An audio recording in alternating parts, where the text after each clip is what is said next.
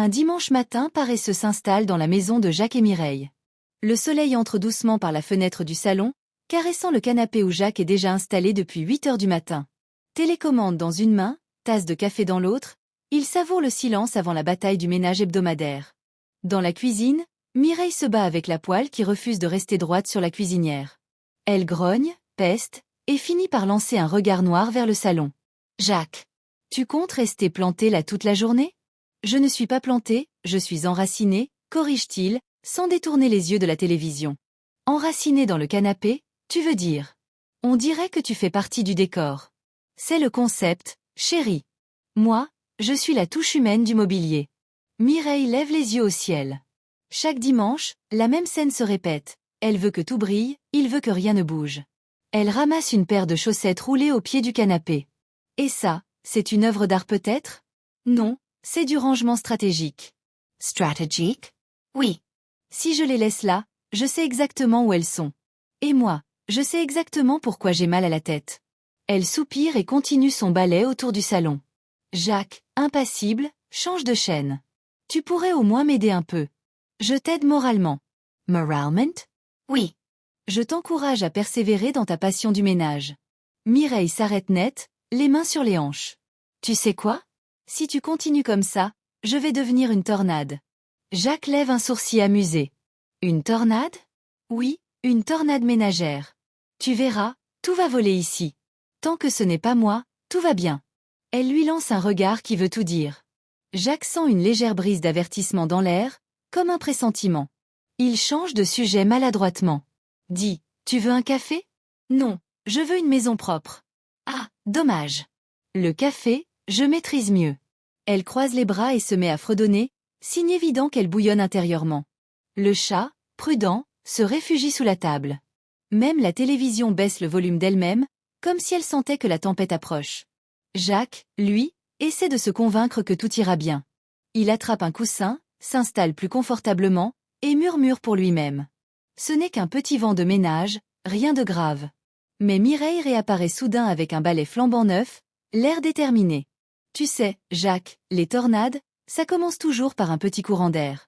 Et avant qu'il n'ait le temps de répondre, elle se met à dépoussiérer frénétiquement autour de lui, frôlant son café, menaçant sa tranquillité. Jacques comprend alors que le calme est bel et bien terminé. Le dimanche vient de tourner à la météo conjugale, alerte orange, risque élevé de ménage intensif. La matinée avance, et le soleil éclaire désormais chaque recoin de la maison. Pour Mireille, c'est un signe, il faut que tout brille. Pour Jacques, c'est un drame. Il sait que plus la lumière entre, plus sa femme voit les poussières invisibles à l'œil humain. Dans un élan d'énergie, Mireille sort l'aspirateur, le plumeau, le chiffon microfibre et le spray multisurface, les 4 cavaliers de l'apocalypse domestique. Jacques, lui, tente de se fondre dans le canapé, comme un caméléon sur un coussin. Ne bouge pas trop, dit-il à voix basse à la télécommande. Si elle ne nous voit pas, on est sauvé. Mais Mireille n'est pas dupe. Elle surgit derrière le canapé, branchant l'aspirateur avec la détermination d'une guerrière. « Jacques, lève-toi un peu, il faut que je passe en dessous. » « En dessous de quoi ? » ?»« De toi, évidemment. Mais c'est dangereux, tu pourrais déclencher un tremblement de canapé. » Elle souffle. L'air vibre, le moteur de l'aspirateur rugit. « Tu ne pourrais pas m'aider, juste un peu ? » « Je t'aide, Mireille. Je fais partie de l'équilibre énergétique du foyer. Pendant que tu dépenses de l'énergie, moi je la conserve. Tu confonds équilibre énergétique et paresse chronique. » Mireille s'affaire à toute vitesse. Elle époussette les étagères, aligne les coussins, redresse les cadres. Chaque mouvement est précis, rapide, presque chorégraphié. Jacques observe, fasciné et inquiet à la fois. « Impressionnant, » murmure-t-il. « On dirait une tornade organisée. » « Une tornade ? Tu recommences avec ça ? » Non, just un compliment. Une tornade efficace, écologique, silencieuse, enfin, presque silencieuse. Elle s'arrête, main sur les hanches, le regarde droit dans les yeux. « Jacques, tu me compares à une catastrophe naturelle ? » Non. À un phénomène extraordinaire. Je préfère extraordinaire à phénomène, si tu veux bien. L'aspirateur s'arrête soudain, le silence retombe. C'est l'instant de répit, le cœur de la tempête. Jacques croit naïvement que tout est fini. Il attrape la télécommande et tente de rallumer la télé. Mais Mireille le surprend. « Ne crois pas que c'est fini. J'ai encore la cuisine, la salle de bain, le couloir, la chambre et ton coin musée du désordre. Mon coin quoi? Ton coin où tu accumules les objets inutiles au cas où. On ne sait jamais, Mireille. Si un jour la NASA me demande un câble d'aspirateur de 1987, je serai prêt. Elle éclate de rire malgré elle. Pendant quelques secondes, l'atmosphère se détend. C'est l'œil du cyclone, un calme fragile, trompeur, suspendu dans le temps. Jacques, rassuré, ose s'avancer. Tu vois, quand tu ris, la maison paraît déjà plus propre. Elle sourit, mais son regard dit tout le contraire. Continue à parler, et je nettoie ta bouche avec le spray-vitre. Le vent se remet à souffler. Le cyclone du ménage reprend. Jacques comprend qu'il est pris au centre d'une tempête dont il ne sortira pas sans chiffon à la main. Le calme fragile du salon ne dure pas. En quelques minutes, la tension remonte comme une cocotte minute oubliée sur le feu. Mireille, armée de son aspirateur, revient à la charge. Jacques, lui, sent que sa tranquillité dominicale vient d'être déclarée zone sinistrée. Jacques, t'as vu l'état du tapis? Oui, très bien. C'est un tapis d'époque, il a du vécu. Du vécu? Il a surtout du pain, des miettes, et peut-être une famille de fourmis. Ce n'est pas de la saleté, c'est de la biodiversité, répond-il, fier de sa trouvaille écologique. Mireille le fusille du regard. Écoute-moi bien, l'écologiste de salon. Si tu continues, tu vas finir recyclé toi aussi. Elle tire brusquement le câble de l'aspirateur. Le bruit du moteur recouvre ses paroles, comme une sirène d'alerte. Jacques tente une dernière diversion. Et si on se reposait un peu? Il faut laisser le ménage respirer aussi, non? Le ménage respire quand il est fait.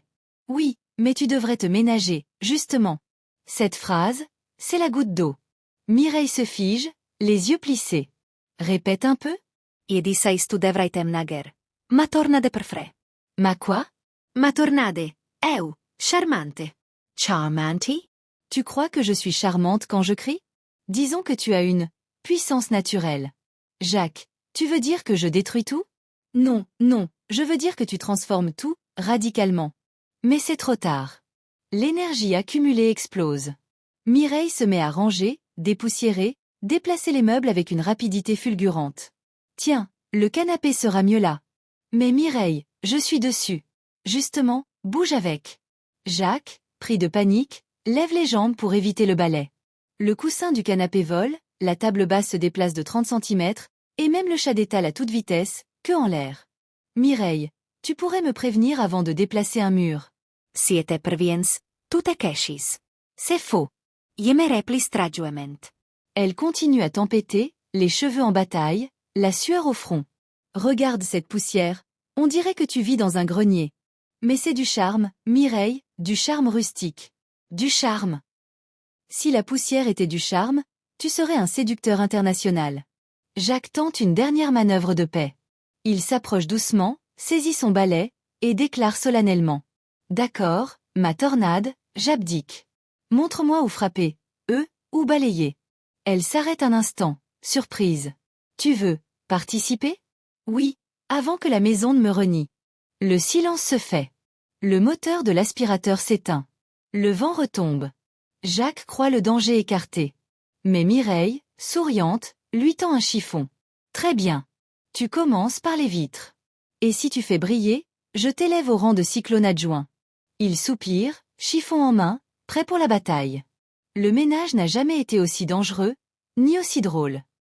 Le salon ressemble désormais à un champ de bataille. Le calme et la bonne humeur du matin sont loin derrière. Mireille, telle une générale du ménage, inspecte son territoire. Coussin à terre, cadre de travers, balai planté dans un pot de fleurs, et un mari en détresse posté derrière la table basse. Jacques, tu comptes rester caché combien de temps? Jusqu'à la fin du cataclysme. Ce n'est pas un cataclysme, c'est un nettoyage en profondeur. Ah oui? Parce que moi, j'ai l'impression d'être dans une zone sinistrée. Elle souffle, essuie son front et reprend le chiffon. Jacques observe chaque geste avec la prudence d'un explorateur dans une jungle. Tu veux que je t'aide? Demande-t-il prudemment. Non merci, ton aide, c'est comme la pluie pendant un pique-nique, jamais au bon moment. Il tente un sourire. Pourtant, j'ai balayé tout à l'heure. Oui, mais tu as balayé en oubliant de mettre le sac dans la pelle. Résultat, t'as déplacé la poussière, pas éliminé. C'est de la redistribution, pas du ménage. Mireille roule des yeux. Elle attrape le seau d'eau pour laver le sol. Jacques, voyant venir le danger, s'écarte d'un bond. Trop tard, une éclaboussure géante atterrit sur son pantalon. Mais Mireille, c'est une attaque chimique, ça. Oh, un peu d'eau ne t'a jamais tué. Oui, mais pas à température glaciale. Tu vois, ça te réveille. Elle rit, moqueuse, pendant que Jacques tord son pantalon dégoulinant. T'es fier de ton coup, hein? Absolument. Regarde, tu brilles presque autant que le carrelage. Le chat, témoin impuissant, se glisse sur l'armoire, loin du chaos. Le salon sent le savon, la vapeur, et la tension conjugale. Jacques décide de prendre son courage à deux mains. Il ramasse un chiffon et se met à frotter la table basse. Voilà, je participe. Tu frottes du côté propre. L'autre côté, Jacques, l'autre côté. Ah, pardon. C'est que la poussière se camoufle bien ici. Mireille éclate de rire malgré elle. Ce rire, Jacques l'attendait comme une accalmie après la tempête. Il s'approche doucement. Tu vois, on travaille mieux en équipe. Oui, sauf que dans notre équipe, il y en a un qui fait semblant. Je t'assure, je mets tout mon cœur. Mais aussi ton dos, tes bras et un peu de logique. Ils se regardent, un mélange d'exaspération et de tendresse dans les yeux. Jacques, pour détendre l'atmosphère, brandit le balai comme une épée. Capitaine Tornade, je me rends. Je promets fidélité au royaume de la propreté. Mireille le fixe, amusée. Très bien, soldat. Alors, ton premier ordre de mission, passe la serpillière dans la cuisine. Quoi? Encore du combat? Oui, mais cette fois, avec un chiffon en guise de drapeau blanc. Jacques soupire, résigné, tandis qu'elle rit à gorge déployée. La tension s'évapore enfin. Le champ de bataille se transforme peu à peu en maison propre, et en scène de ménage comique dont aucun des deux ne sortira totalement vainqueur.